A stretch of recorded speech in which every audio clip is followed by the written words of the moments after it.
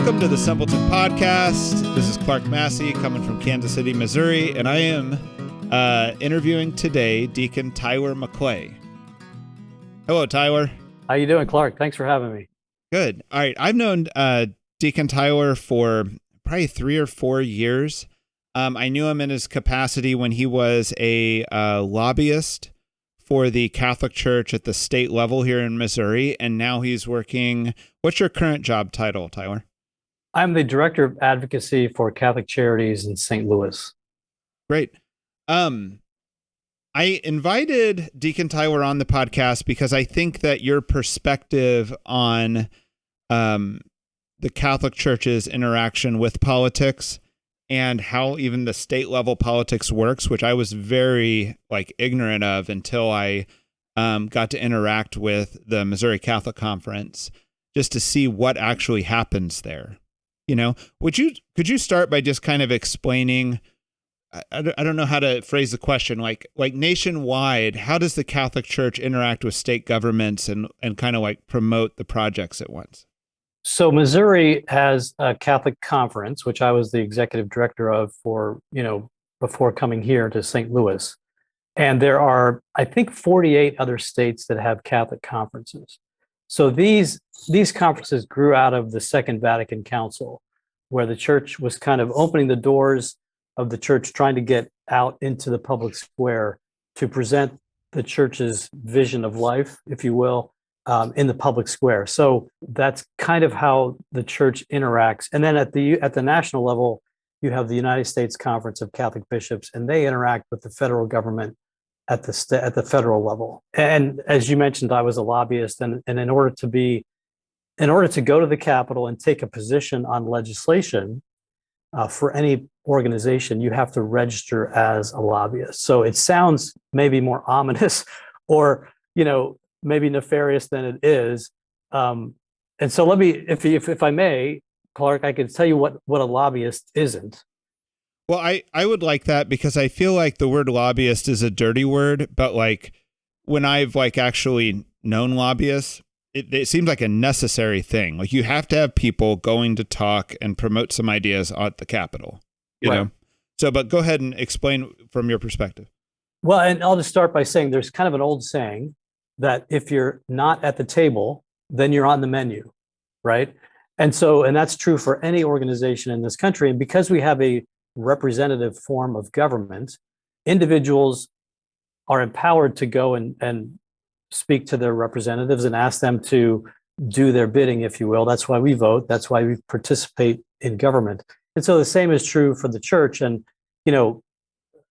just to say for the conference, our budget was a minuscule amount of the budgets of all the dioceses. It's less than 0.5%, I want to say. So it's not we're spending inordinate amount of time there or trying to influence every bill. Although having done the job for 12 years, you could take a position on just about everything, but you just can't, because there's not time to do that. So you have to kind of choose your battles. Can I ask, you said that kind of this was born out of wanting to take the Catholic way of life to the public square, but I don't think you were sitting at the state capitol telling people, let me tell you about the Catholic way of life. Right. And how we should shape our communities. I think you actually had concrete interests of the church, right? Could you explain what those are? Sure. Obviously, you have issues that are maybe more parochial, as it were. We have our schools, we have our parishes, we have our ministries that Catholic Charities does that we want to protect in terms of, allowing us to be free to do those things. You have state funding that comes to Catholic Charities to provide services to the poor, as an example. We provide foster care services to kids that are without a home. We help homeless people get homes. We help women in addiction find recovery. Those are some of the things that Catholic Charities in St. Louis does. And so some of those things are funded through the state, either with federal dollars or state dollars. And so as a nonprofit organization, we do provide services like that. So those are the kind of things that we're trying to protect, if you will, as we work with the legislature. So that's kind of coming out that that sometimes the Catholic Church is actually a government contractor. Correct. Right. And therefore we want to protect the interests of the church or our contracts. Is that right? Exactly. And I guess continuing to allow us to do those things consistent with our teaching. So more recently, we've had challenges with, laws that would require us, say, not to discriminate against the LGBT community, for example. And by that meaning that maybe even our Catholic hospitals then have to participate in gender transition surgeries or something to that effect. So obviously, as a Catholic hospital, that's not something we can do per our charism. So we try to work for exemptions for those kind of mandates. And that's just as an example, right, for those kind of contracts. On a broader sort of view of things, when we lobby for the unborn, that's more of a philosophical argument. It's not, we do argue for exemptions so that Catholic hospitals don't have to perform abortions or refer for abortions. And the same is true for our ministries. We try to get those exemptions in place. But as a broader, I guess, way of lobbying for life, we try to lobby for the unborn, whereas maybe Planned Parenthood would lobby for the interests of the mother or the woman, her right to choose.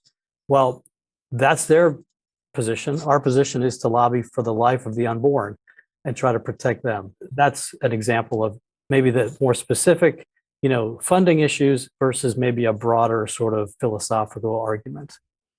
Let me kind of like throw some issues out and see if you think I'm accurate on this. So I get the sense that the Catholic Church is running major charitable organizations.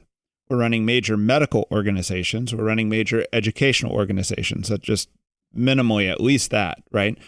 And all of these three groups of organizations have a lot of interaction with policy, right? Either by contracts, like you said, or just other ways. You don't want to have something that's forcing our Catholic schools to do something they don't want to do or something like that, right? But then there's also the pro-life issues you mentioned. There's also anti-death penalty. Is there another major issue that the church is trying to get involved with at like the state level or national level? I would say immigration is a big issue right now, yes. Right? So that one is a big issue at the federal level, more so than the state. But we do address it somewhat at the state level, but it's primarily a federal issue, obviously, right? Now, my question is like, I know that any bill that would affect, say, Catholic charities would be something the Catholic Church wants to comment on, right? But right. I also got the sense that we were commenting on just any bill that affected the poor, right? Is the church generally kind of, I don't mean to call the church naive, but I'm going to like throw it out there. Like, are we just kind of like for anything that gives a resource to the poor, or are we more choosy than that to say, sure, we do want to help the poor, but we think that's a bad program? That's a good question. I think we try to be discriminating in the sense that we try to promote the programs that work and that actually, promote human flourishing as opposed to, say, dependency. I think, and that's a debate within the church as well as to what's the best way to provide services to the poor without making them dependent on state aid or government aid, so that they're never becoming independent and becoming wards of the state in a sense, or B, just losing their incentive to work or do other things. Those are the kind of the challenges. And so trying to navigate and thread those needles, that's the real challenge of this work. And you're going to find Catholics on both sides of the aisle on those issues, right? So, and as we become more polarized, it's harder to get even the Catholic legislators to come to a middle ground on some of those things. Some want to give everything to the poor. Others want to give nothing. Obviously, there's a middle road there, right? So how do we navigate that? And that's kind of the challenge. And I'll face that challenge even more here with Catholic Charities, because obviously those programs, we support. So now, so essentially though, that means that these Catholic conferences, these kind of lobbying groups for the church, sometimes they're taking a very inarguably Catholic position, like we're pro-life, right? Like anything that limits abortion is, I don't know how you make a good Catholic argument against it, you know?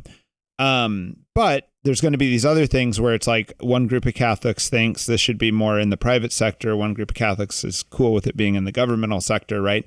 But just because there's this divided opinion in the church, we're still going to lobby for something there. Like, we're not going to be like, we're not going to touch that because a Catholic can believe either way. You're still going to wade into that debate, right? Right. And we do that. And that's, we get pushback from both sides on some of the things we do. For example, the Catholic Conference supported Medicaid expansion, in the last couple of years.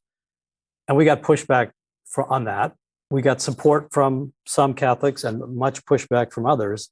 So you're kind of always threading the needle on a lot of these things. And, at a certain point, the bishops make a prudential judgment and decide, okay, we're going to support this and we're going to oppose this. Not everyone's going to agree with it, but you just make the best reasoned judgment that you can. And the principles, and I think this is important to mention, there's a document called the Compendium of Catholic Social Doctrine, which was actually put together by John Paul II. And in that document, he kind of lays out some basic principles of Catholic social thinking that should guide the church on these things. And obviously, applying those to real world situations is the hard part, right? So, but they're basic principles, and overall of that is, respecting the dignity of the human person, right? And trying to find a way to, and that's where kind of getting back to my comment about, we don't want to give people everything they need so that they don't have any incentive to take care of themselves or their families, right? We don't want to create dependent people.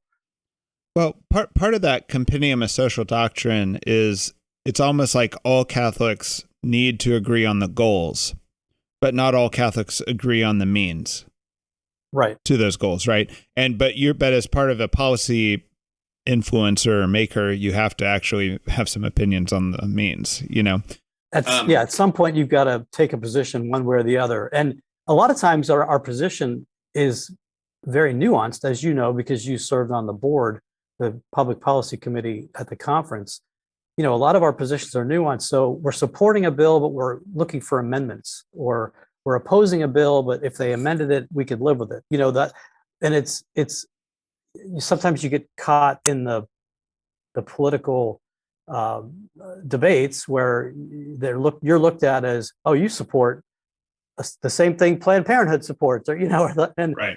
And in fact, they may support the bill too, but we are working from different perspectives and asking for different things within that legislation. So one of the things that struck me so much with the Missouri Catholic Conference was just how approachable everything was.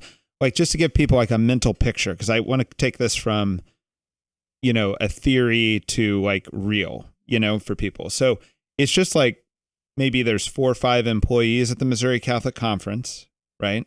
Right. And these state senators and state reps were very approachable. Would you say that they were definitely approachable for you, but were they very approachable even for their constituency? Would you say, like, if somebody drove down to Jeff City, are they walking into somebody's office and asking for a meeting, or what? I would say 100% they would be approachable, because that's the person they're there to represent. That's amazing, because I feel like we spin our wheels so much with like national level politics, which you just get shut down at like the phone, level. Right. And and it seems like the states have far more power than we give them credit for. And you can actually influence it. Like, you could almost do your own. I met a guy who seemed like he was a one-man lobbyist. He would drive in from St. Louis and advocate for stuff. Right. But let me ask you about that. Help us understand, like, are you walking around with a checkbook going into people's office saying, take this position, I'm giving you a campaign donation? Are you walking around saying, I've got all these Catholic votes on the line, and I'm going to send out my email, and you're not going to be reelected if you don't agree with Deacon Tyler McClay of the Catholic Conference? Or are you just like a smart philosopher type who's like chatting with everyone, giving them like great perspectives they hadn't thought of? Or what? How do you lobby? Yeah, that's a great question. So first of all, we don't pay money to anyone. I mean, that's a principal tenet. Missouri law currently forbids it, for one thing, after the last couple rounds of ethics reforms.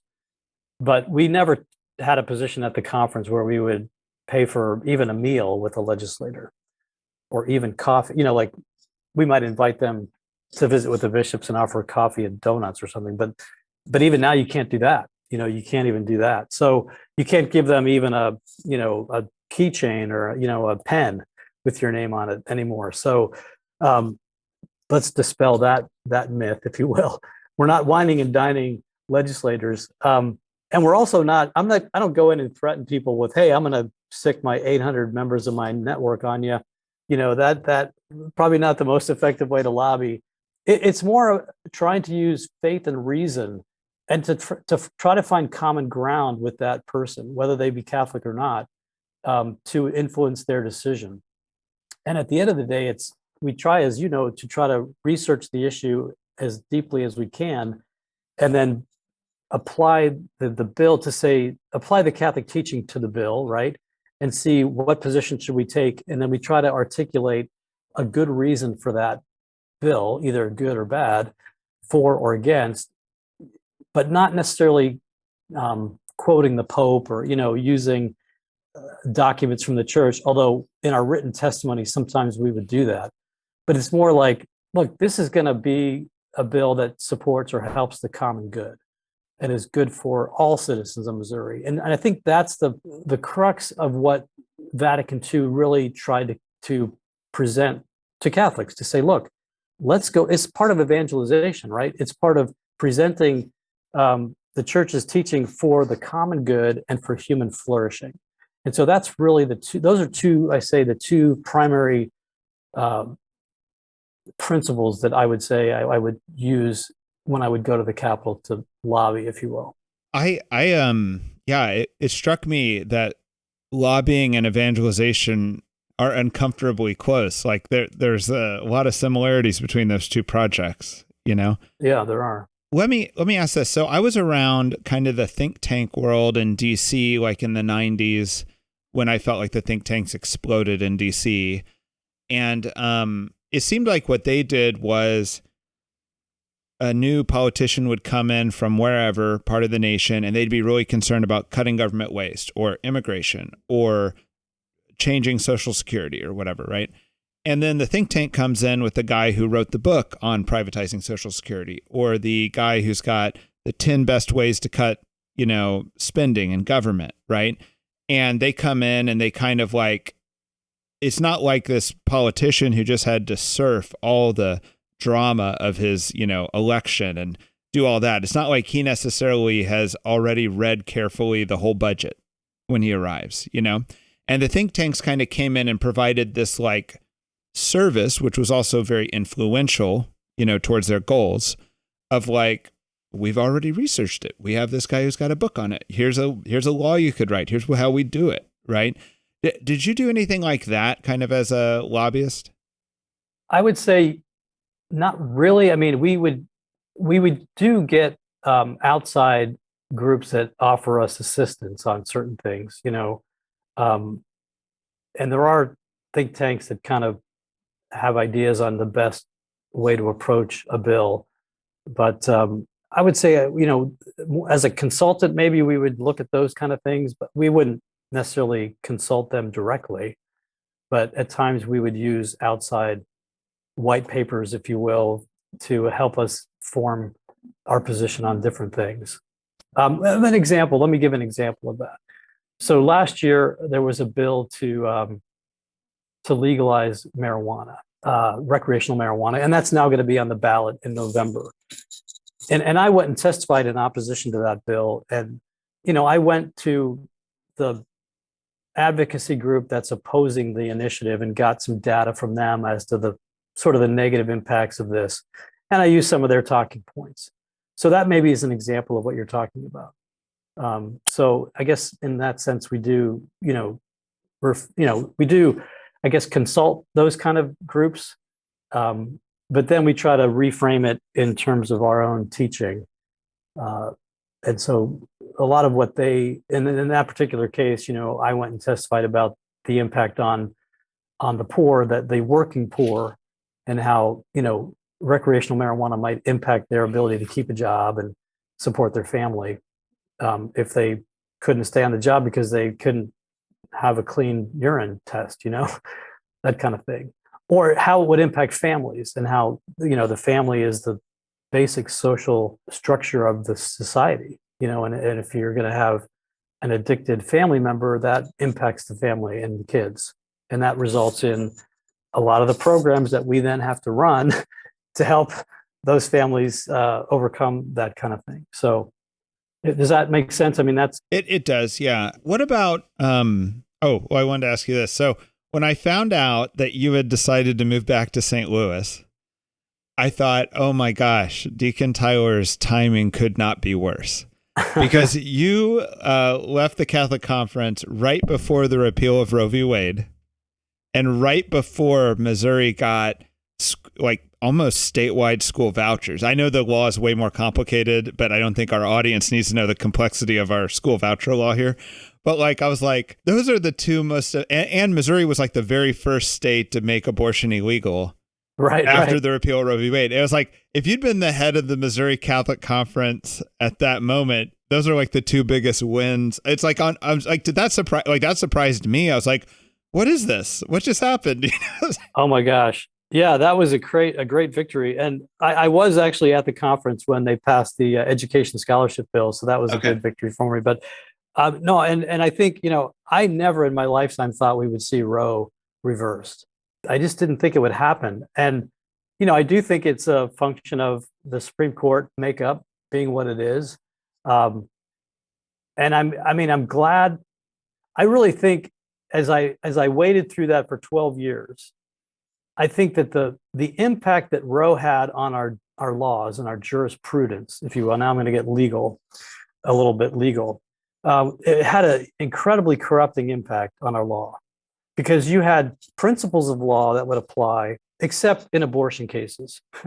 And so courts would do all these legal gymnastics to overlook basic principles of law in order to uphold the right to abortion as a constitutional right. So from that standpoint, I think it was a positive thing for us as a nation.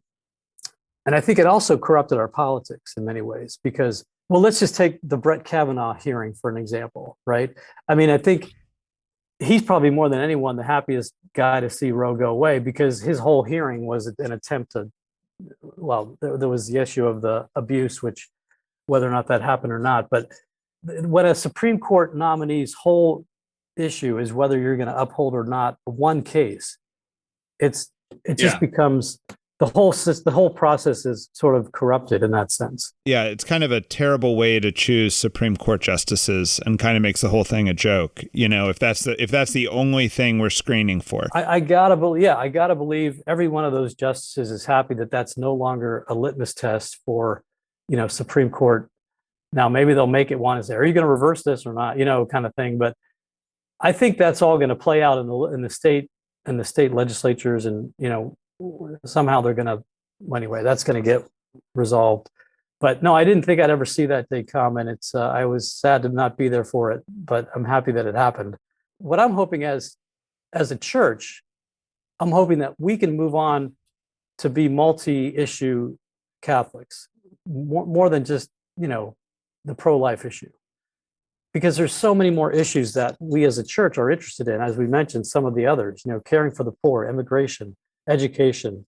I mean, I think I literally could have taken a position on just about every single bill that was filed. And there's over 2,500 bills a year filed in the state house, the state legislature. So this way, if we can get away from that issue a little bit and focus on the church being the church, right? And doing all the things that we do, caring for the poor, educating kids, taking care of our own people, and raising good Catholics and supporting families and all the things that the church is for. Do you think that, in a way, the pro-life debate was always this highest category issue that made all the other issues subservient. So it was like you could make a great logical argument for being a single issue voter on it, right?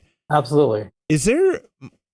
Will just a new thing come to take its place? Like I'm thinking of like surgeries on underage kids for transgender transitions, you know? Like, is the church going to have to come down on that? Like, look, don't like, I mean, an adult choosing to do this is one thing, but a kid doing this and their parents signing off on this is unethical at a level that like, it's almost like a single issue once again, you know? Right. And if not that, then like, there'll be a new thing, you know, like. Yeah, I think what's unique about abortion, and I think the court made this point in the opinion, Judge Alito made this point, Justice Alito, that abortion involves the death of a human being, right? I mean, if you believe that, right? If you assume that to be true, because there are some who would say, well, my faith doesn't teach that, so I don't believe that, you know, but as Catholics, we believe that to be the case. So I think in that sense, abortion is uniquely, unique in that sense. You do have, with the other issue you mentioned, you know, a pretty serious life issue there too, because you're impacting a person's life pretty severely. But I don't think it quite rises to the same level in terms of the court of public opinion. I think for the church on that issue, we're going to fall more on, you know, that may be legal, but don't make us do it. You know, that's kind of the posture I think we're going to end up being in. And I think I heard this morning actually that Cardinal Dolan and Cardinal Supich both wrote a letter to the Biden administration saying that very thing. They just put out a rule that is going to require Catholic hospitals to, you know, provide those treatments. And they wrote the letter saying, look, we can't do this as a matter of our faith tradition. So do you think that'll end up being the official kind of political stance of the church, that like people are free to do this, just don't make us? Like we're not going to come out against it in a more categorical way. Well, we opposed that happening in Missouri, you know, as a conference, but it was it's already happening. It's happening now, you know, right. And so it's kind of hard to get the horse back in the barn once it's out. You know, it's you know, you're not gonna, and the kids that are going through the hormone treatment or even the gender blocker, the puberty blocking medicines, they're already undergoing that treatment. So or surgery, or the, you know, older kids getting surgery. Or I guess my understanding is they're not doing the surgeries unless you're over 18 in Missouri. But, you know, I've seen articles saying that they're doing it younger and younger in other states. I don't know how that works, but certainly it's a position that we take, you know, to oppose that for the common good and for human flourishing, because we don't consider that to be consistent with human flourishing, you know, to be doing that to yourself. And I think even Pope Francis in his encyclical on the environment talks about that being kind of contrary to what he calls integral ecology, which is basically don't put plastic in the ocean, right? If you will. That's a simple way of saying it, but it's more complicated than that. But he calls on folks struggling with that dysphoria to accept their bodies as given to them by God, you know, as part of integral ecology. Let's not poison the land with DDT, you know, because it has ripple effects and impacts us as humans. Yeah. The only other issue that I wonder could rise to be like the single issue is I feel like nuclear weapons are something we haven't talked about as a nation for a while, but this idea that we're kind of like in this Mexican standoff where we're holding a gun to the head of someone else's wife and children. I mean, there is no way to use a nuclear weapon without massive civilian casualties. There's no just war theory where that's, you know, anything but murder, you know? And I've often wondered if that'll ever come back as like a major issue, you know, for the Catholics to, I think whenever we become single issue voters, we lose a lot, you know, so I'm not for it coming back. I am for it being thought about though, and debated and, you know, is there a better way? But well, I think with the Putin war in Ukraine and his threat to use nuclear weapons there, that, I mean, look, he threatened he was going to go into Ukraine, and everyone's sort of like, well, maybe he will, maybe he won't. Well, then he did, right? And he even said, I'm threatening tactical nuclear weapons use in Ukraine, and this is not a bluff. I think we should take him seriously. But that's we're threatening nuclear weapons use every day. Well, right. Like just by having the ICBM stockpiles, we live with a gun pointed at people, threatening them. It's not just like he just put it in words. But everyone knows you don't invade the U.S. because we have all these ICBMs. Right. Right. Yeah. Right. Right. We don't have to say it. You have to say you're going to use nukes when you're actually losing power. Right. Yeah. Right. No, right. I do think, and I think not just the nuclear issue, but other issues, as I think we're kind of talking broadly about Catholics becoming more than single issue voters. I think it also opens the door for us to engage more with both parties on issues that are of concern to us as Catholics. I think we can, over the course of the history of the country, we've been, I guess, more cozy with the parties on different issues than maybe we should, or become too connected to one particular party. I would like to ask about that. So, first, I'd like to get your historical perspective, and then I'd like to get your future perspective. So my sense historically is the Catholic Church has had a little bit of more coziness with the Democratic Party, even though they're not the pro-life party. And that maybe that either dates back to, at the oldest, maybe it dates back to Al Smith and FDR time period, but it at least dates back to Kennedy, being a Catholic, Right. And I feel like this is, my little vision of history, but like, I feel like sometime under maybe the Obama administration, the bishops worked hard to get, a good healthcare policy passed. And then I think within a year, that policy was already getting turned on contraception, abortion. And like all of a sudden now the bishops, the very policy they'd worked for was getting turned against them by the same party they'd worked with, Right. Yeah. And to me, there was a little bit of a falling out happening around then, but I still feel like kind of the older school Catholic way of thinking of things is almost like the Catholic Church has a somewhat of an alliance with the Democratic Party. How do you look at that history?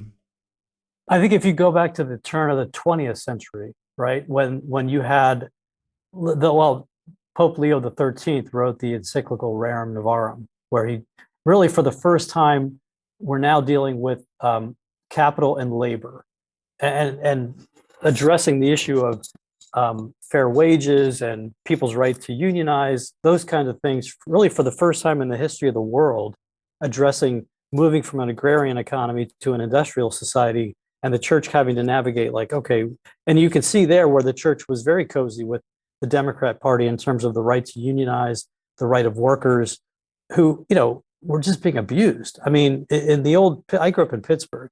I mean, in the steel mills, people would work 12-hour shifts one week, and then the next week they'd work the next 12-hour shift. I mean, they were making like 25 cents an hour. I mean, it was crazy, and they were living in squalor. And, Carnegie was getting wealthier beyond, anyone's imagination. So, the church was there to try to support the working poor who were, making up the majority of the people. And so I think in that sense, we were more democratic in that sense, right?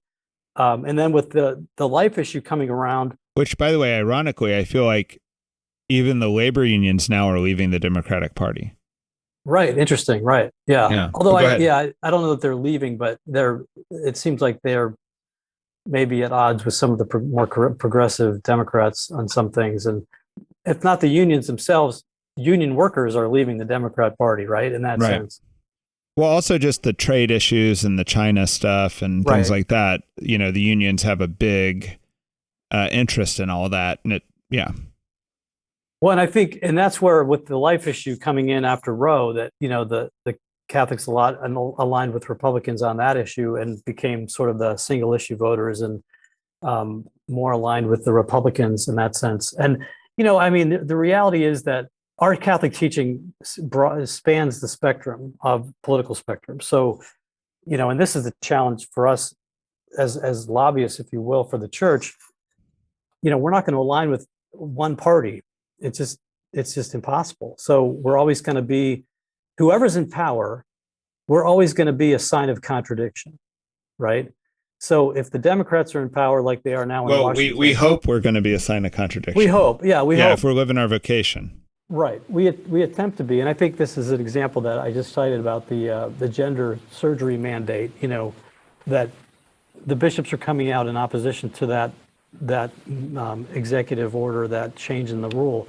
So, and then when the Republicans are in power, we're a sign of contradiction, or at least hopefully trying to testify in support of the poor and programs for the poor that sometimes they want to cut in the name of fiscal responsibility and not creating wards of the state, right? So that's kind of the arguments from the libertarian side. But we kind of believe those arguments too as a church.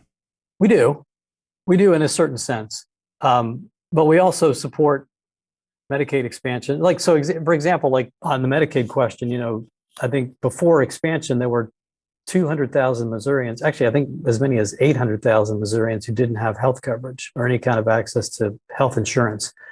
And so with Medicaid expansion, at least 250,000 of those are able to sign up to get coverage, such as it is, right, with Medicaid. But at least they have access to be able to go to the doctor. And again, I don't want to get on a policy argument about Medicaid, but I think it's an example of how these are the kind of prudential judgments that the bishops have to make. Do you think they have to make those judgments? I guess part of me thinks they should get involved in the things where it's like almost like very clear what the official Catholic position is. And the things where it's like a Catholic could stand on either side of the aisle on this, I almost wonder if the bishop should back out of those issues. What's your opinion on that? Well, having been at the conference, I will say that I probably said no, like 80 to 90% of the time to getting involved in issues, and only said yes on a very limited number of things. So I guess I agree with you to a certain extent. I mean, we tried to stay out of a lot of things that were primarily political, or that, were a prudential judgment where Catholics could fall on either side.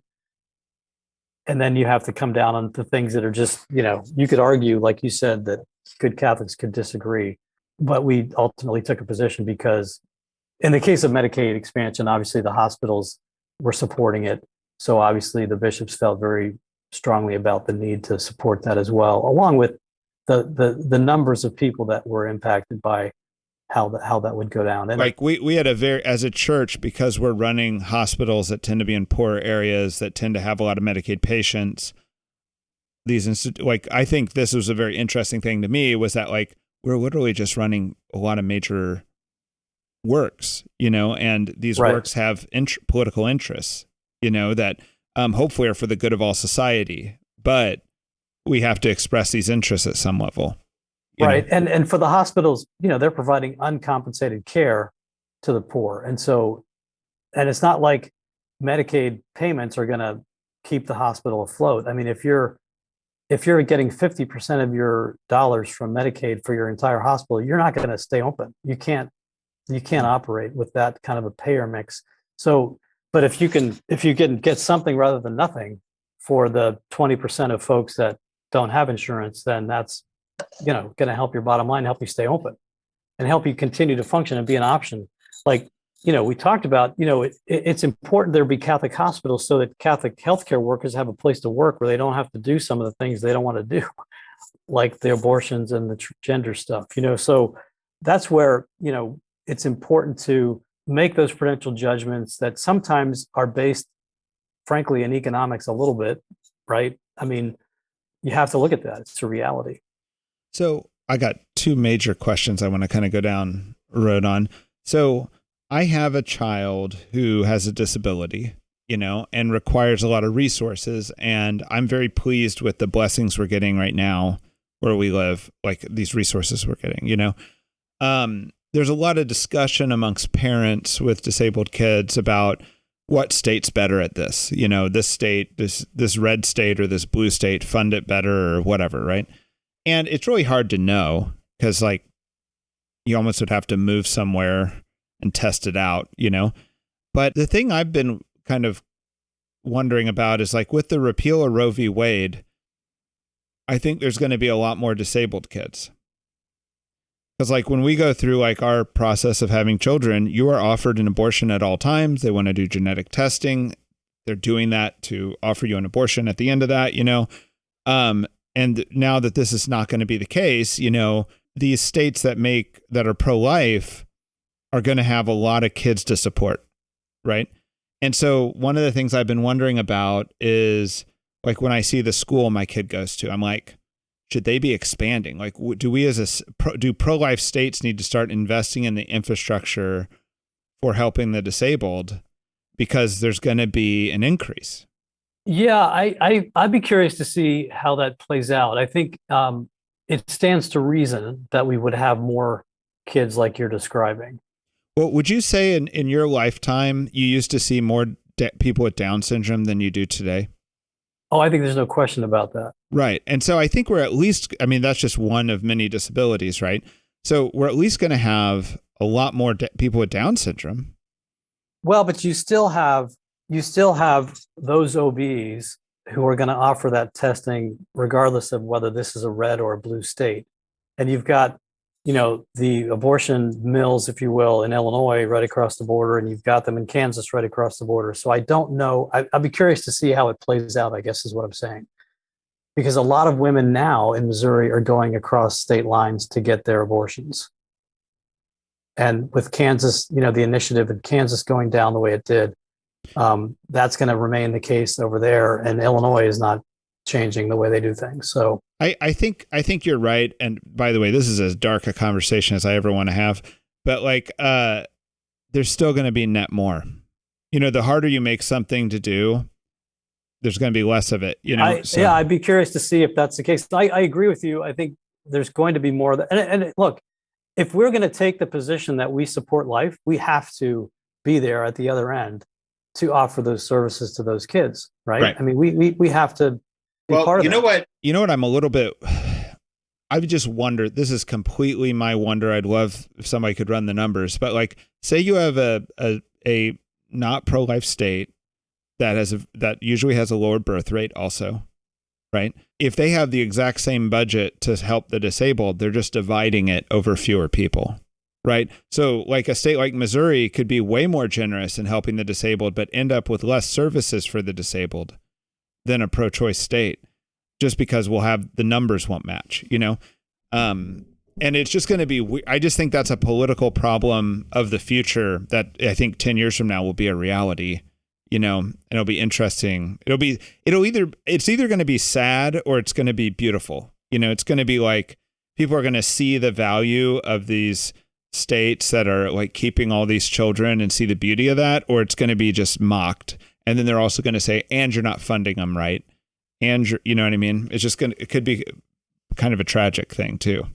Yeah, that's a really interesting thought. I hope that it's a hopeful thing, as you mentioned, that we take that to heart, that, we're supporting life of all, stripes, and that we provide those services to the kids in need. I mean, and on a positive note, Missouri did add services for autism a couple of years ago that was not previously provided. So that's positive.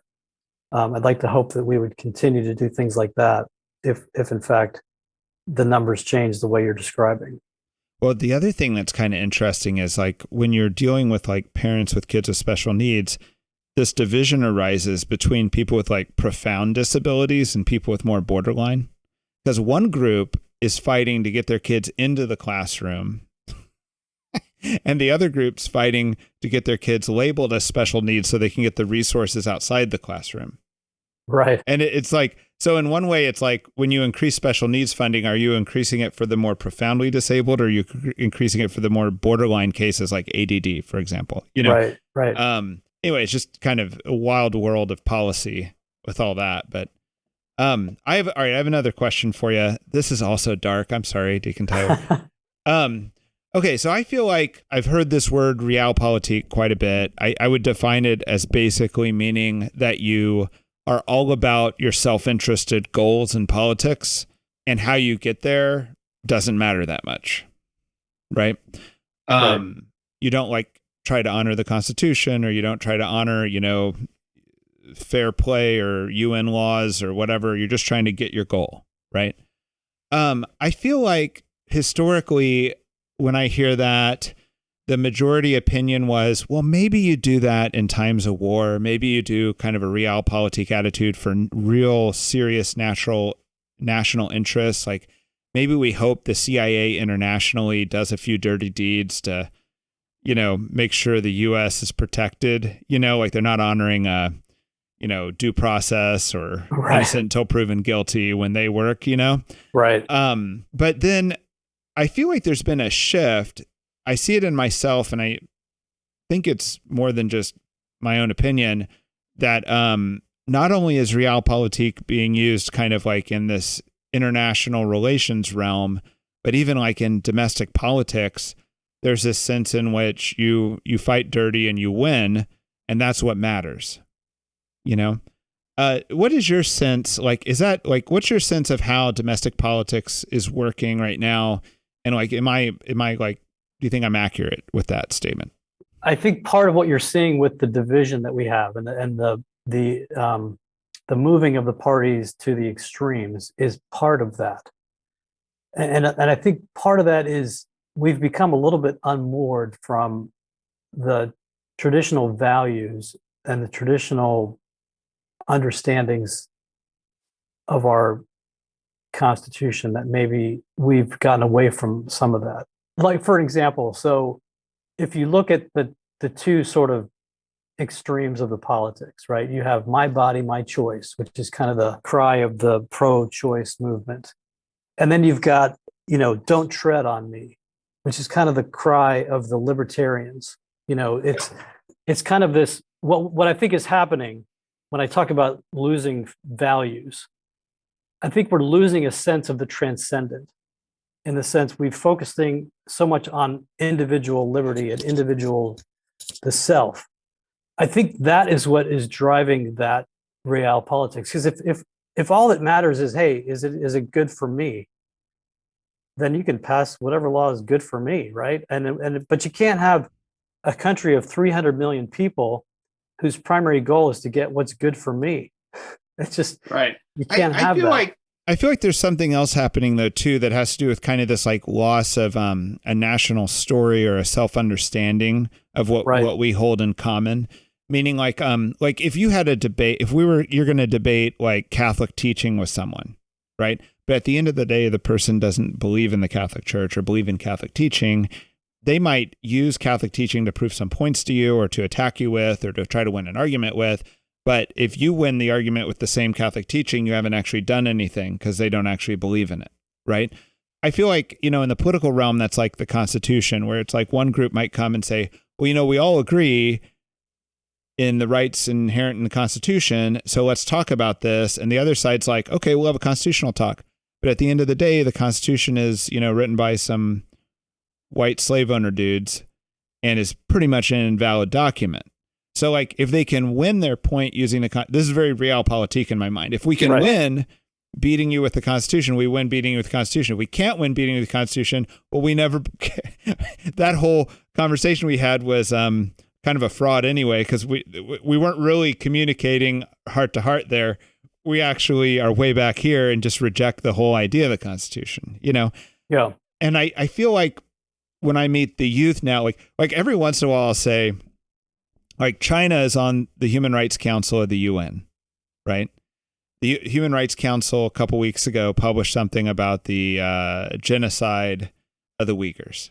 And within 5 minutes, the lady had to resign because she wanted to resign. She published it 5 minutes before she resigned because she knew she'd be probably extorted by China, like all these, all her friends would lose business deals and things like that to try to get her to reverse this, right? Yeah. The fact that China's on the Human Rights Council at the UN, when they don't seem to necessarily even believe in it, they're just faking it. You know what I mean, right? I'll like to me, when I realize that, I'm like, oh man, that's dark, or that's crazy, or that seems profound. And then I go to these 20-somethings and I'm like, look, China's on the Human Rights Council and they're faking it. And they're just like, Clark, you are just talking about the most obvious, dumb. You know what I mean? Like it's like they are way more, they're already more realpolitik than I am. You know what I mean? Yeah. the younger people. Like I was assuming better than they grew up assuming. I'm just throwing that out there for comment. Yeah. Well, I think I do think we are facing a little bit of a junction here in terms of, democracy is fragile. It's not guaranteed that we'll always have a democracy.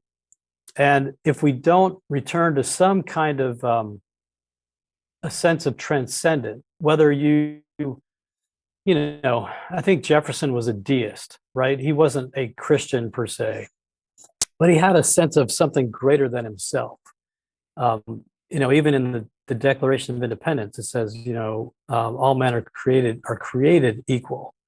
That in other words, their dignity comes not from themselves, but from something above them.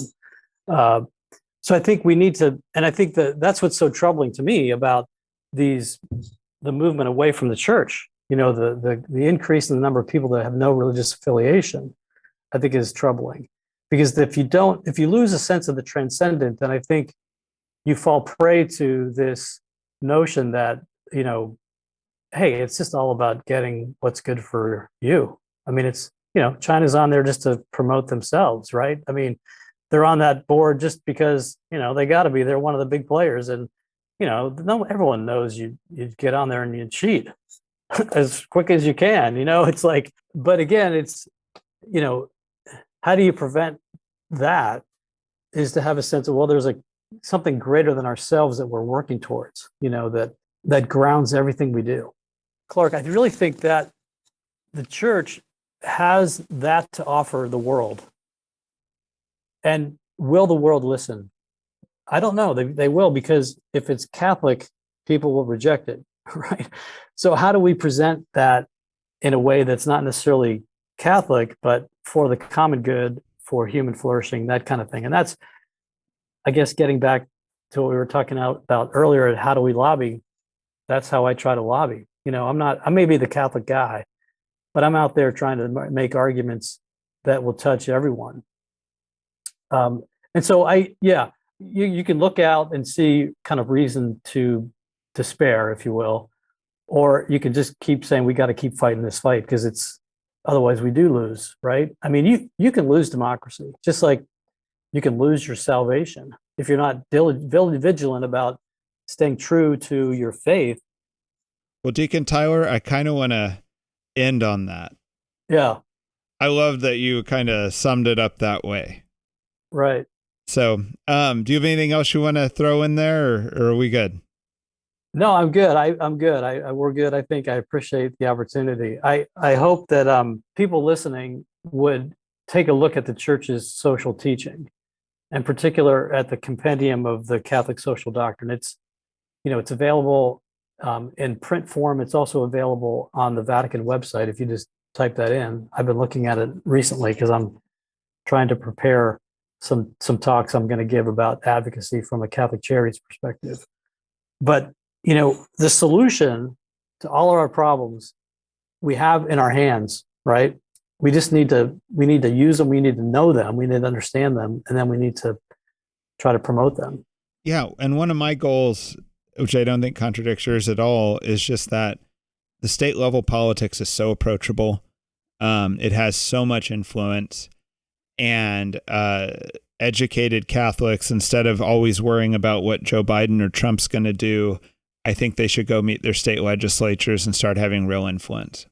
Absolutely. I agree with that 100%. And I think the tendency is to despair and to give up and to say, I'm not even going to vote anymore because this whole thing is corrupt. But we can't do that. We cannot do that. I mean, Pope Francis has challenged us, saying, look, politics is a noble profession, can be, right? There's still a lot of good people that go into it for the right reasons. And I think if we're not fighting for our democracy, we're going to lose it for sure. That we can say for certain. If we stop fighting, we will lose it. And look, it's hard, it's dirty, it's messy. Even Francis said, go get dirty, go get messy. You're going to make mistakes. I've made plenty of them. I mean, I have, but you got to be out there fighting the fight, or else it's a lost cause. And I think that's what we need to instill in our younger people. And I have hope. I mean, a lot of the younger people I meet are really solid people. So there's a little bit of hope, let's keep fighting the fight, Everybody, please share the Simpleton podcast, and hopefully Laura will be with us next time. Thank you, Deacon Tyler. Thank you, Clark. Appreciate it.